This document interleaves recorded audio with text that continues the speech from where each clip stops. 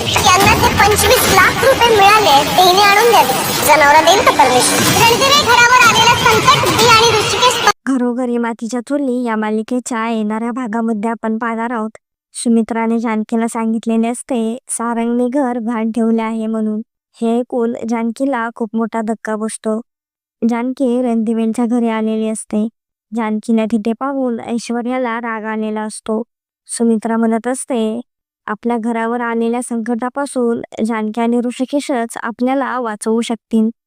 ऐश्वर्या म्हणत असते ह्यांना स्पर्धेमध्ये जे 25 लाख रुपये मिळालेले आहेत ते हिने आपल्याला आणून द्यावेत आणि त्यासाठी हिचा नवरा हिला परमिशन देईल.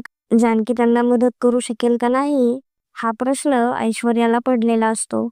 जानकी तिला उत्तर देत म्हणते रणदेवेंच्या घरावर आलेले हे संकट मी आणि ऋषिकेशच परतवून लावू, त्याच वेळी या घरामध्ये पाऊल ठेवू. जानकी आणि ऋषिकेश रणदेवेंच्या घराला ह्यामधून कसे बाहेर काढणार हे पाहणे खूपच इंटरेस्टिंग होणार आहे. असेच नवनवीन अपडेट जाणून घेण्यासाठी आपल्या चॅनलला नक्की सबस्क्राईब करा.